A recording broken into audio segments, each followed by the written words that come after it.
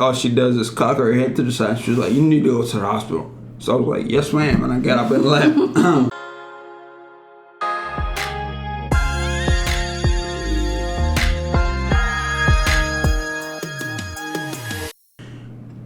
Because of what happened to me and the experiences I had, it allowed me to see that I was built not to be an athlete, not to be a physical specimen, if you will, but more so to use the gifts, the lessons that I learned, the gifts that I have, and the gift of gab, and all the experiences and stories I've compiled into a knowledge pool that just seems limitless at this point. Like, I'm always coming up with something new to say or do to inspire, motivate, and propel other people to their success. So I'm not a spiritual guru.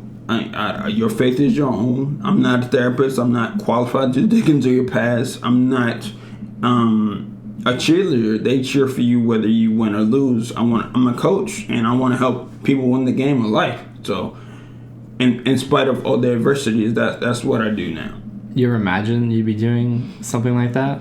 Absolutely not. I'm majoring in finance, so I was like, I'm gonna be on Wall Street. I'm gonna make a ton of money and live in a Manhattan in a penthouse. And then, I love movies like Wall Street going up, and going to college. Like, yeah, that's gonna be me. And then I got into college. I started doing, the finance, and I hated those classes. I was just like, no. I had a teacher that was actually he was an active stockbroker, and he was like, yeah, nobody in the industry actually does any of this. So we're not going to do any of this. So I had 2 classes like that, and those were the best classes. But 2 classes out of 30 plus classes, I'm like, I don't want to do this anymore. Yeah. And then it got to a point in college where I was like, I don't know what I want to do. And that's when things started happening. I wanted to be really active on campus. I joined a fraternity, joined different organizations.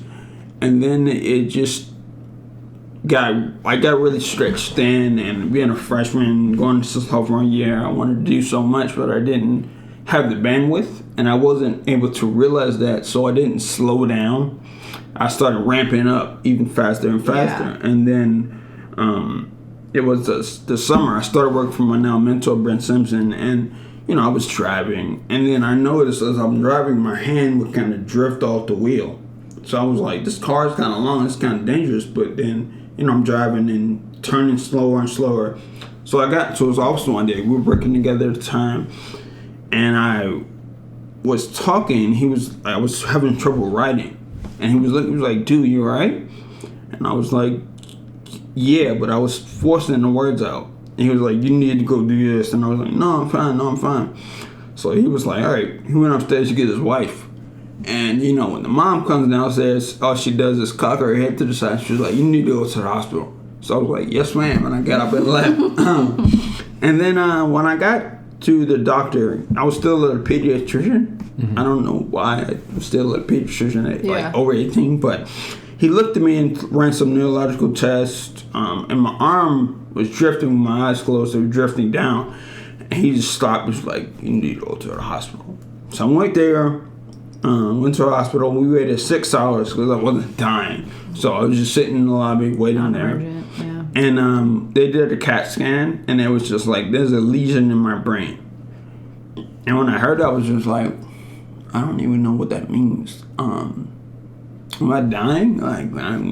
It didn't really hit me, but I saw my parents kind of look around like they didn't know what to do. I didn't know what to do. So I went home. Didn't think about it.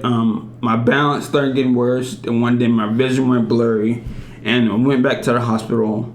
They operated, and it came to discover it was called a Cavendish malformation that set in my brainstem. So my hand stopped being able to coordinate itself, losing balance, difficulties talking. They did the operation, and afterwards I got up and walked away. So I was like, shit.